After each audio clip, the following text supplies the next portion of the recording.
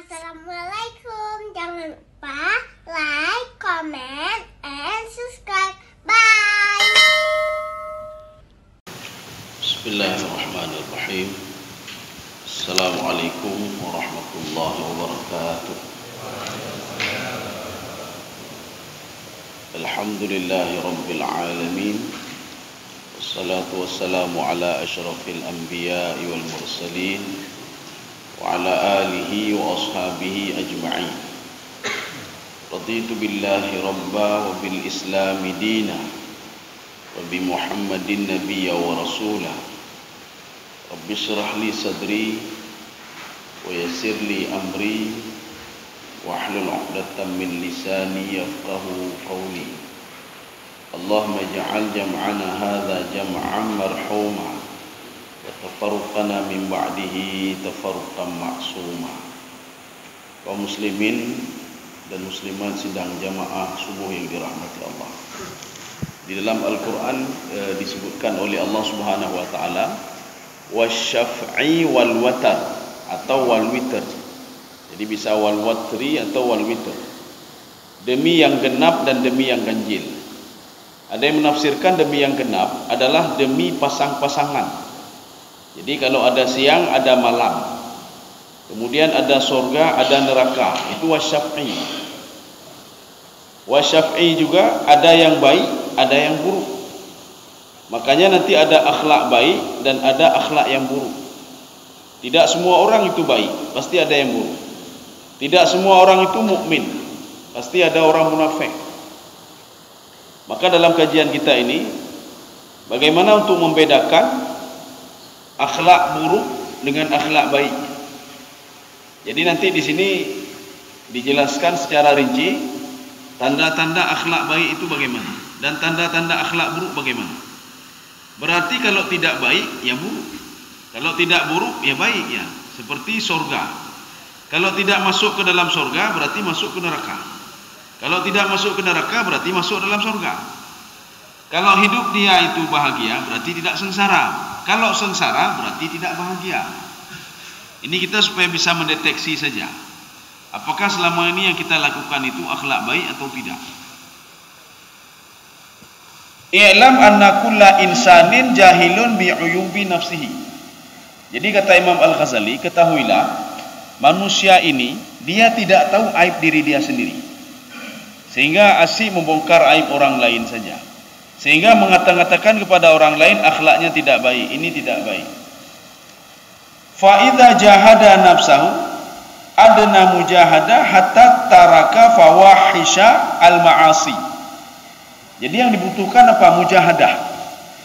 Mujahadah ini salah satu yang ditafsirkan oleh Ibnu Arabi ketika di dalam Al-Quran disebutkan wa'budullaha, hendaklah kalian itu menyembah Allah. Ibnu Arabi mengatakan yang dimaksudkan menyembah Allah itu membutuhkan berapa komponen-komponen. Salah satunya yang pertama mujahadah. Kita kalau ingin salat berjamaah itu membutuhkan mujahadah. Mujahadah itu pengorbanan. Kita kalau ingin merubah akhlak jelek ke akhlak yang baik membutuhkan mujahadah, pengorbanan. Kita kalau ingin membaca Al-Quran membutuhkan mujahadah, artinya mengorbankan waktu. Kalau dulu waktu lalai untuk ini maka kita baca Al-Quran. Bahkan Imam Al-Ghazali mengatakan bagilah waktu kalian kepada beberapa hal. Yang pertama waktu untuk mencari rezeki. Artinya baik dengar-dengar mentangnya dengar tapi iman. Dengar tapi dadanya kiban dengar kiban dengar rezeki keterang oleh Allah ni. Jadi tanpa berusaha. Berusahalah kamu. Yang kedua sediakanlah waktumu untuk beristirahat. Jadi baik kerja-kerja tapi istirahat anak. Kemudian siapkan waktumu untuk beribadah. Jadi rupanya ada waktu juga untuk beribadah. Ibadah itu dalam makna yang luas sekali. Bukan salat saja, bukan puasa saja. Kita memindahkan duri dari jalan itu sudah ibadah juga. Dan Rasulullah mengatakan iman itu syu'bah. Iman itu banyak. Yang paling tinggi itu mengucapkan la ilaha illallah. Yang paling rendah imatatu al-adha anit tariq, memindahkan duri di jalan. Itu juga ibadah. Sambil dah duduk la illallah, ini ibadah saja. Kemudian siapkanlah waktumu untuk muhasabah. Lihat ibadahmu, apakah ibadah saya sudah diterima? Apakah salat saya sudah diterima? Apakah selama ini zakat saya, infak saya sudah diterima oleh Allah atau tidak? Dan siapkanlah waktumu untuk mujahadah serta at-ta'ammul. Coba lihat masa depan. Arti lihat masa depan begini, apakah tujuan hidup itu seperti ini? Apakah kita hidup begini terus? Apakah kita hidup dengan umur seperti ini terus, sehat begitu terus? Tidak, orang lain ada yang sudah meninggal dunia. Makanya menurut porsinya masing-masing. Waktu untuk tidur ada istirahat, istirahat ada, istirahat dan tidur, bekerja ada, beribadah ada, mujahadah juga ada. Maka membutuhkan kepada mujahadah. Wa qad dzakarallahu ta'ala sifatal mu'minin wal munafiqin. Dalam Al-Qur'an sudah disebutkan oleh Allah mana sifat-sifat orang mukmin, mana sifat-sifat orang munafikin. Salah satunya apa? Qad aflahal mu'minun. Kita memahami ayat ini, ada cara pemahaman di dalam fikih. Itu namanya mukhalafah. Jadi pemahaman mukhalafah begini. Kalau dipersilahkan jangan masuk, istilahnya pemahamannya terbalik. Jangan melakukan ini. Berarti kebalikannya apa? Kamu boleh melakukan ini. Ini pemahaman terbalik. Sekarang coba kita lihat ini. Qad aflahal mu'minun. Beruntunglah orang-orang mukmin. Yang dimaksud beruntung di sini, berarti ketika dia beruntung, itulah husnul khuluq. Dia akan membawa karakter husnul khuluq pada diri dia. Salatnya beruntung, berarti salatnya sudah membawa husnul khuluq kepada dia. Yang pertama, alladzina hum fi salatihim khashi'un. Orang yang khusyuk dalam salatnya. Pemahaman terbaliknya, berarti orang yang tidak khusyuk tidak beruntung. Ya, ini. Orang yang tidak khusyuk, dia berarti tidak beruntung. Karena fa inna husnal khulqi huwal iman. Husnul khuluq itu terkait dengan iman seseorang. Ya, ini husnul khuluq. Wa su'ul khuluq wa huwa nifaq. Su'ul khuluq itu berarti munafik. Ya. Berarti kalau ada orang beriman, berarti akhlaknya baik. Kebalikannya, berarti kalau dia itu munafik, berarti akhlaknya tidak baik. Seorang itu dianggap beruntung oleh Allah Subhanahu wa taala apabila dia salatnya khusyuk. Berarti kalau salat khusyuk kan membawa kepada keimanan, berarti dia husnul khuluq. Maka kebalikannya, kalau seandainya salatnya tidak khusyuk, berarti membawa kepada su'ul khuluq. Walladzina hum 'anil lahwi mu'ridun. Ini masih secara umum masih. Dan mereka itu selalu menghindarkan diri dari sesuatu hal yang tidak berharga.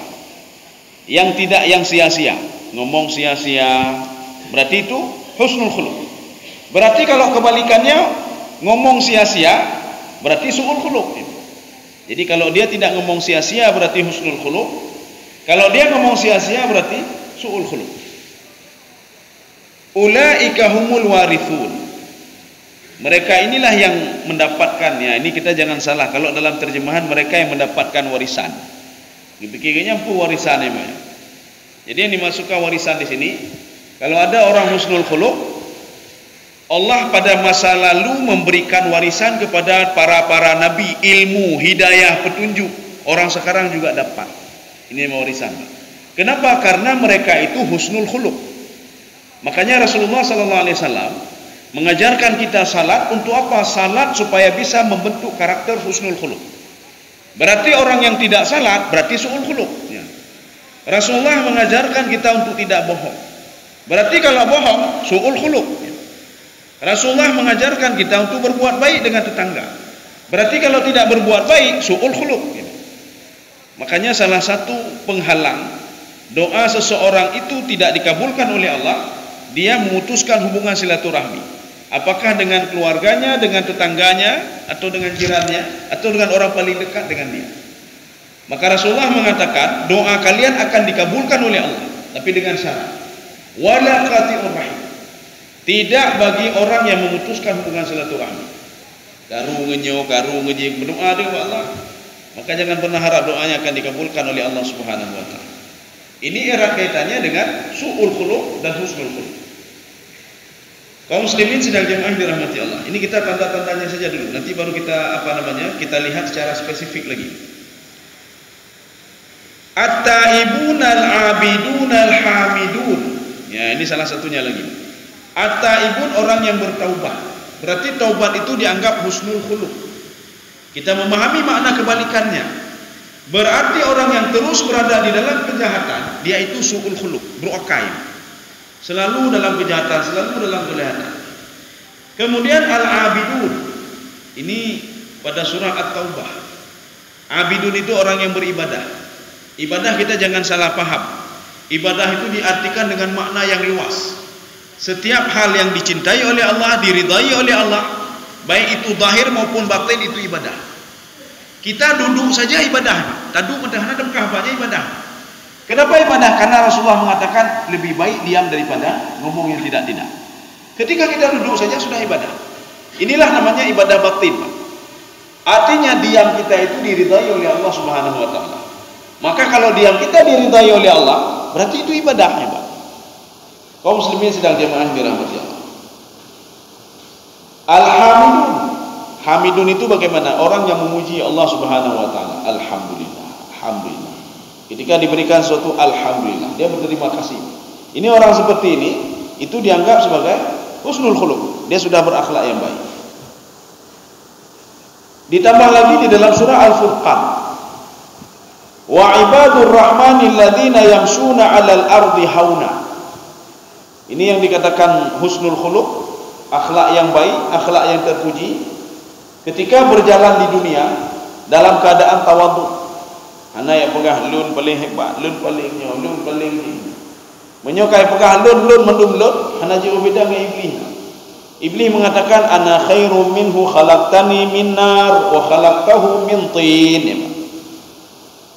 Jadi syaitan mengatakan saya lebih baik daripada Adam. Adam itu dari tanah, saya dari api. Numrud juga mengatakan ana uhyi wa umit. Numrud mengatakan saya bisa menghidupkan dan saya bisa mematikan. Fir'aun juga mengatakan ana rabbukumul a'la. Saya adalah Tuhan paling tinggi. Yang menyona di antara manusia pengalun paling je. Berterbayang je lah oleh adanya kan Fir'aun, Numrud atau iblis mah. Sama agak iblis. Maka katanya baik tak respon bak nyorong lagi. Apa tak respon iblis le mah? Apa tak respon Fir'aun? Apa tak respon Numrud? Menyona urang pegah lagi yang baca ju a'udzubillahi minasyaitonirrajim. Tak aweh haju maknya, tak aweh haju. Nyan. Karena dia tidak jauh beda dengan tiga tadi. Tidak jauh beda. Yang mengaku-akukan. Yang berhak mengaku-akukan itu adalah Allah. Maka Allah mengatakan al-kibriya'u ridai, kata Allah. Kesombongan itu punyaku. Maka Allah mengatakan dalam Al-Quran, sayalah yang menciptakan langit, saya yang menciptakan bumi, saya yang menciptakan Adam, saya yang menurunkan hujan, saya yang menahan hujan, saya juga anal khabir, saya menahan hujan, anal basit, saya memberikan rezeki kepada kalian. Ana Razzaq, saya memberikan rezeki. Berarti menyona yang menyaingi Allahnya tidak jauh beda ke lehero, pembangkang lehero. Makanya menyona yang pegah lu, nyokan lun hanajih. Nyo menyokan lun hanajih masjidnya. Nyata kalian je, oh ma iblis syaitan taunya no. Dah baca auzubillah juga dah weh je punya. Hana perlu taduk ulih nak. Roh gede-gede dah ke iblis ni mah. Kaum muslimin sedang jemaah dirahmati Allah. Kita lanjut. Wa idza khatabahumul jahiluna qalu salama. Ini ciri-ciri orang yang husnul khuluq. Yang pertama, dia itu tawadhu, satu. Ini haunan itu tawadhu. Yang kedua, wa idza khatabahumul jahiluna qalu salama. Kalau di dalam terjemahan itu diterjemahkan, tatkala orang dia sedang berdialog dengan orang bodoh, dia mengatakan selamat. Apa maksud selamat? Maka tafsirannya begini. Ketika ada orang yang mengolok-ngolok dia, itu dia enggak orang bodoh. Yang mengatakan dia enggak orang bodoh. Salama, kakilah ada syabah dramatulun hailun sambung. Ya. Hailun jihli, hailun layanili. Ya. Ini orang-orang husnul khuluq. Ada contoh. Ketika turun ayat wa innaka la'ala khuluqin azim. Waktu itu Rasulullah sallallahu alaihi wasallam sedang berjalan dengan seorang sahabat. Rasulullah memakai rida. Ketika memakai rida, tiba-tiba datang seorang Arab Badui. Dia menarik sorban Rasulullah sehingga tercekik leher Rasulullah sallallahu alaihi wasallam. Sahabat tadi kageram, Pak. Kageram. Rasulullah mengatakan saja. Ketika itu apa? Ketika tercekik leher Rasulullah SAW, pemuda ini mengatakan, berikan harta yang ada sama kamu semuanya. Rasulullah tersenyum dan memberikan semua hartanya kepada pemuda tadi. Menyatakan apa nih tajuk, Pak? Ketika itu Rasulullah dipuji oleh Allah, wa innaka la'ala khuluqin azim. Luar biasa kamu. Biasa orang kalau sudah terjepit hanya pikir ini, Pak. Hanya pikir ini. Apalagi Rasulullah bersama temannya, bersama sahabatnya. Tetapi Rasulullah tidak. Merespon dengan baik dan berdoa kepada Allah, Allahumma gfir qaumi fa innahum la ya'lam. Ya Allah, ampuni dosa ini. Ini kaumku ya Allah. Dia tidak tahu lagi ya Allah. Ya, dia tidak tahu. Islam itu bagaimana? Kemudian saya itu siapa? Dia tidak tahu ya Allah. Biarin saya, ampuni dia ya Allah Subhanahu wa taala. Ya. Biar sampai bengih malaikat. Karena biasanya setiap tingkah laku Rasulullah SAW itu selalu diikuti oleh para malaikat. Malaikat yang geram biasanya, Pak. Ketika ke Taif, itu yang geram malaikat. Kenapa? Melihat penduduk Taif yang melempar Rasulullah SAW. Akhirnya malaikat minta izin ke Rasulullah. Ya Muhammad, izinkan saya. Ini ada beberapa riwayat, ada yang mengatakan malaikat Jibril, ada yang mengatakan malaikat gunung, ada yang mengatakan dua malaikat ini, malaikat gunung dan Jibril. Kenapa Jibril? Karena Jibril selalu bersama Rasulullah SAW. Ya Muhammad, izinkan saya mengangkat gunung ini, saya hancurkan penduduk Taif. Tidak, kata Rasulullah. Kemungkinan apa? Di penduduk Taif ini akan lahir para ulama, para penafsir, para ahli hadis, ahli fikih, ahli usul fikih, ya, Pak. Jadi tidak ada masalah. Maka Rasulullah berdoa kepada Allah, ya Allah ampuni kaumku, karena mereka tidak tahu. Akhirnya setelah kejadian itu, beberapa tahun kemudian lahirlah di Taif itu ahli tafsir, ahli hadis, ahli fikih, usul fikih, penghafal Al-Quran dan lain sebagainya. Kaum muslimin sedang jamaah yang dirahmati Allah. Di dalam sebuah hadis Rasulullah SAW, ya tadi kita baca ayat Al-Quran, sekarang kita masuk hadisnya. Al-mu'minu yuhibbu li akhihi ma yuhibbu li nafsihi. Yang dikatakan seorang mukmin itu, dia mencintai saudaranya sebagaimana mencintai dirinya sendiri. Ya. Berarti menyohana layak le bak draw, ya. Bak saudara tu hana fantastik, ya. Jadi baik tajuk ni, Pak. Nyohana galak katanya, Pak. Tajuk lam ke tetangga ke saudara katanya, Pak. Alah, hana galak lu daripada basi rumah, aku dah hancur ke drone. Tajuk ke gop yang je, Pak. Ya, jadi artinya yang sudah kita tidak ini lagi, daripada basi jok ke gop. Kan cukup berwakai, Pak. Hanya kibandika daripada semak jok ke gop, ya, Pak. Daripada basi jok ke gop. Jadi artinya apa? Kalau kita yang ini saya tidak mau makan. Makanya kita itu mencintai saudara kita sebagaimana mencintai diri kita sendiri. Kita saja tidak layak lagi untuk makan, apalagi saudara kita. Berarti baik jauh, Pak. Menyohana layak li. Ya. Kemudian Rasulullah juga bersabda, "Man kana yu'minu billahi wal yaumil akhir falyukrim dhaifahu." Barang siapa yang beriman kepada Allah dan kepada hari akhirat, maka muliakanlah dhaifahu, tamunya. Jamai pemuliaan. Maknanya kalau orang tidak memuliakan tamunya, berarti dia tidak beriman kepada Allah dan tidak beriman kepada hari kiamat. Ini pemahaman terbalik tadi, Pak. Seperti kita memahami pada ayat yang pertama tadi. Jadi seorang itu dianggap beriman kepada Allah dan hari akhirat, lihat saja ketika dia menyambut tamunya. Tapi walaupun lagi nyo jamai haji trik-trik dah ni, Pak.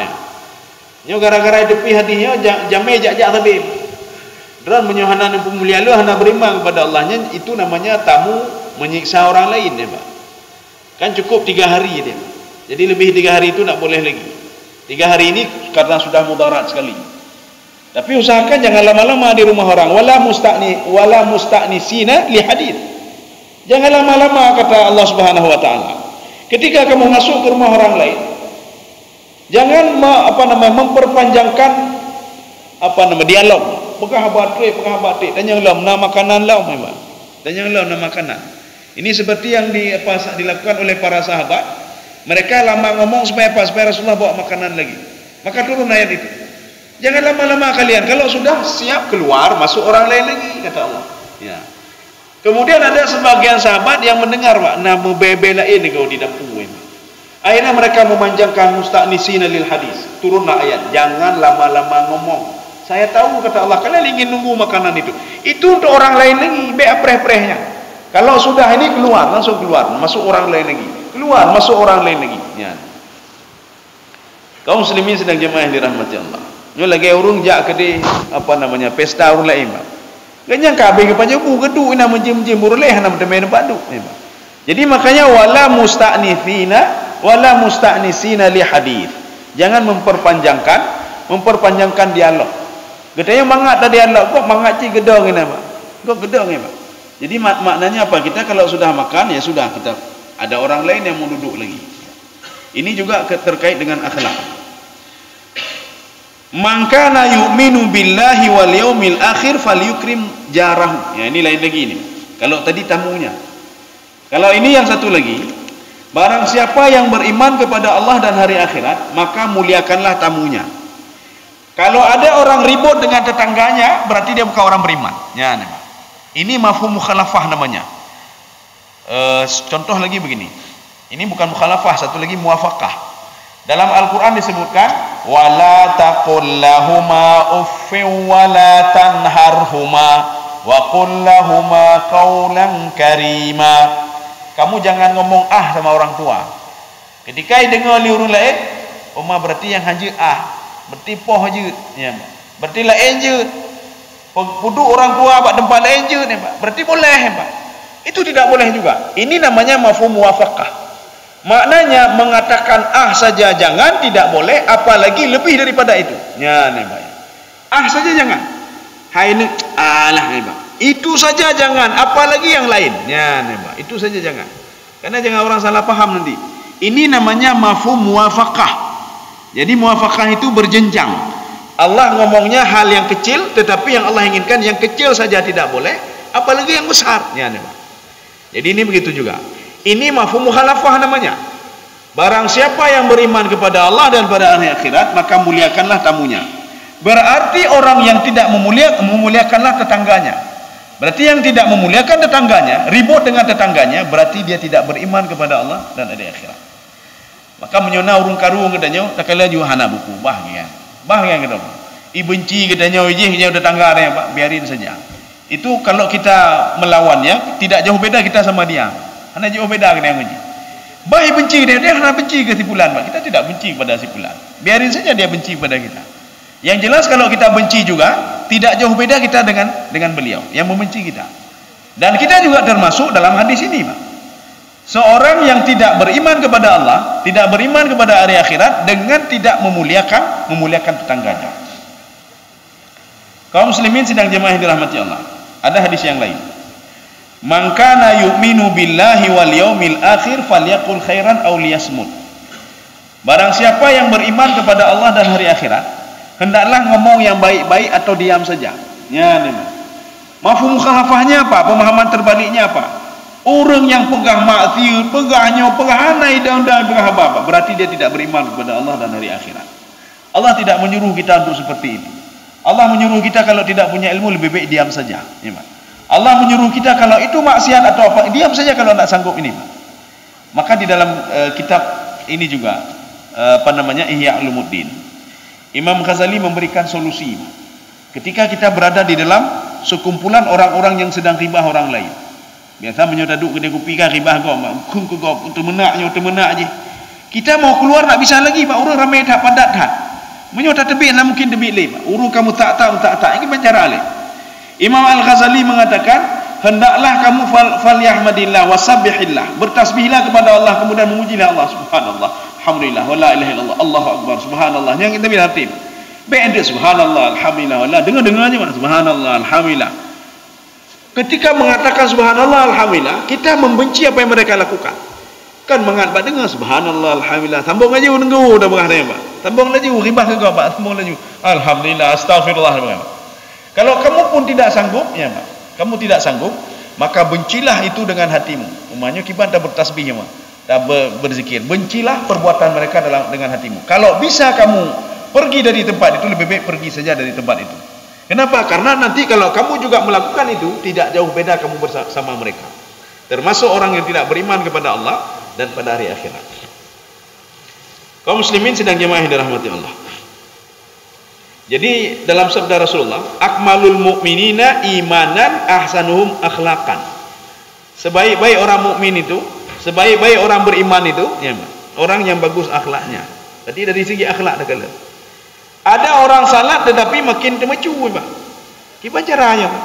Orang sembahyang tahajud tapi demenak ni juga. Gaya kagak haji tapi demenak haji. Nyopo yang salah ni? Apa haji salah atau sembahyang yang salah Pak? Apa yang salah sebenarnya? Yang salah diri beliau sendiri. Ya, diri beliau sendiri. Salat itu mencegah perbuatan keji dan mungkar. Salat yang bagaimana? Salat yang betul-betul khusyuk kepada Allah Subhanahu wa taala. Salat itu bisa mencegah perbuatan keji dan mungkar. Maka salat itu pada hakikatnya membentuk hati, Pak. Ya, hati katanya dibentuk. Ketika hati sudah terbentuk, hati membentuk anggota tubuh. Maka hati ini membentuk tangan supaya baik, membentuk mulut supaya baik-baik temenak mengatakan hal yang baik-baik, membentuk mata supaya tidak melihat maksiat, tidak berbuat maksiat. Maka kalau seorang masih melihat maksiat, masih teken macam-macam, masih ngomong macam-macam, artinya apa? Hatinya masih kotor. Kalau hati masih kotor, alat untuk pembersih hati itu belum benar lagi. Apanya? Salatnya belum benar. Kalau salatnya belum benar, berarti dia tidak khusyuk, belum khusyuk daripada salat. Kalau dia belum khusyuk dalam salat, berarti apa? Ada bisikan-bisikan. Ada yang mengganggu dia, termasuk dunia mengganggu dia, nafsunya mengganggu dia, iblis mengganggu dia, atau harta bendanya mengganggu dia. Ya. Maka baik dapatlah salat, Pak. Salat itu cuma fasilitas saja, fasilitas pembersih. Kita membeli alat pembersih lantai, pembersih lantai. Tak apa nanti sikat lantai, Pak. Jadi sikatnya itu kotor, waktu tadi makin kotor lagi. Jadi bagaimana caranya? Pel itu, sikat itu harus dibersihkan dulu. Ketika pel itu dibersihkan, maka dia bisa membersihkan lantai ini. Makanya kalau kita ingin bersih hati ini, maka sarananya, fasilitasnya itu harus, salat itu harus benar dulu, harus khusyuk dulu. Kalau salat tidak khusyuk, dia tidak bisa membentuk karakter hati. Kalau hati tidak bisa dibentuk, maka yang jahat itu tangan. Ya, maka baik dapatlah yang kekon, dia telah teman draw kita yang telah apa? Kita ini, kenapa kita salah? Kita tidak khusyuk dalam melakukan ibadah salat. Kaum muslimin sedang jemaah yang dirahmati Allah. Rasulullah bersabda, "Idza ra'aitum al-mu'mina samutan waquran." Kalau kalian melihat ada seorang mukmin, dia itu diam saja. Waquran. Samutan waquran, dia itu bijaksana. Ya, dia diam, diamnya itu kebijaksanaan, bijaksana. Fadnu minhu, hendaklah kalian merendahkan diri kepada dia. Kenapa? Fa innahu yulqinul hikmah, dia sedang memberikan pelajaran hikmah kepada kalian. Ya, dengan diamnya dia itu. Maka Rasulullah SAW kadang-kadang ada pertanyaan sahabat, itu tidak dijawab oleh Rasulullah, diam saja. Ya Rasulullah, boleh makan ini ya Rasulullah? Enggak iman dah Rasulullah. Ya, artinya Rasulullah sedang memberikan hikmah kepada mereka. Coba lihat, ada mudarat enggak itu? Kalau mudarat enggak mudarat, makan saja. Kalau mudarat jangan makan ya, Pak. Jadi artinya diamnya, sampai diamnya orang mukmin itu merupakan hikmah. Diamnya itu hikmah. Kaum muslimin sedang jemaah yang dirahmati Allah. Wasu'ila Rasulullah sallallahu alaihi wasallam, pada suatu hari Rasulullah ditanya, bagaimana tanda-tanda orang beriman dan tanda-tanda orang munafik? Ya, itu tanda-tandanya. Rasulullah mengatakan, innal mu'min hammathu fis salah wasiyam wal ibadah. Orang mukmin itu, dia terpikir di kepala dia apa? Salat, puasa, ibadah. Nyo patlun sembahyang, nyo kibandun puasa. Ya, nampak. Arti puasa di sini kita tidak artinya puasa sunat itu tidak, puasa wajib dia. Oh, nyo karak Ramadan ya, nampak. Kalau puasa sunat, mau puasa terserah, enggak puasa juga terserah. Tapi ini puasa wajib. Salat begitu juga. Maka seorang mukmin itu, dia yang dia pikir apa? Salat fardu tadi dan puasa wajib tadi, ya puasa Ramadan. Kemudian wal ibadah, dia memikirkan ibadah. Bagaimana setiap langkah itu mengandung ibadah, setiap ngomong itu mengandung ibadah, setiap tingkah laku mengandung ibadah, setiap niat itu ada ibadah. Itu orang mukmin. Kalau orang munafik, hamadhu fi ta'am, nyai pikir makanan ni pikir, nyopat baju bunyo, nyanya mbak, nyai munafik, mana pikir ibadah ni mbak, pada baju. Maka hati-hati kita ketika berangkat dalam perjalanan jauh, kita tidak sadar. Kita bertanya, "Pak dapat jauh?" Ya. Kan ditanya, "Pak semayang." Ngok Pak semayang ile. Ketika itu baru Pak baju. Ya. Nyok Pak baju ile. Pak baju, Pak dah jadi. Hendak fikir Pak dah semayang. Maka Rasulullah mengatakan itu orang munafik. Yang dia pikir cuma makan dan minum saja. Fit ta'am wa syarab. Makan dan minum saja, kal bahimah, seperti binatang. Binatangnya dua yang fikir, pat pu tapajo, pat tapajo, nyan. Dan apa yang kita makan, yang kita fikir. Menyona rat pajo le juga, hana dayang le. Minuman begitu juga, hidup puji hata gua memang. Minum terus, nyan. Kaum muslimin sedang jemaah yang dirahmati Allah. Ya, ini apa namanya? Ini mungkin pelajaran bagi saya sendiri dan kita semua. Apa kata Imam Ghazali? Wa man syaka min su'i khulqi ghairihi dalla dzalika ala su'i khulqihi. Barang siapa yang sering menceritakan keburukan orang lain, cukup buruk akai urungnya. Sudah? Urungnya buruk takai, dia buruk takai, dia hana kemah. Itu menandakan, kata Imam Al-Ghazali, orang yang tunjuk itu buruk akai. Ya. Maka beda kegok buruk akai. Menyatakan kegok buruk akai, Imam Ghazali mengatakan dalla ala su'i khulqihi, menunjukkan kepada orang yang ngomong itu buruk akai. Ya. Cukup buruk akai di bulannya. Ini cukup buruk akai di bulannya. Berarti urung yang tunjuknya buruk akai. Bahkan kai tunjuk gop, tuduh gop lah macam-macam ya, Pak. Oh betul berarti ribah ya, Pak. Oh hana betul berarti buhtan ya, Pak. Jadi bagaimana kita diam saja, Pak, diam saja. Makanya boleh nanti, kata Imam Al-Ghazali, di dalam memilih pemimpinnya, dalam memilih pemimpin atau apa saja, itu boleh nanti, Pak. Boleh begini, artinya memberikan ini kepada orang lain, lebih baik dipilih tipulan naik temayang boleh enggak? Tipulan naik puasa ini temayang dah teputan ya, Pak. Tipulan naik temayang, tipulan naik ji berokai. Tetapi cukup setelah itu saja. Setelah itu tak boleh ngomong lagi, Pak. Ini cuma memberikan ini saja kepada orang lain.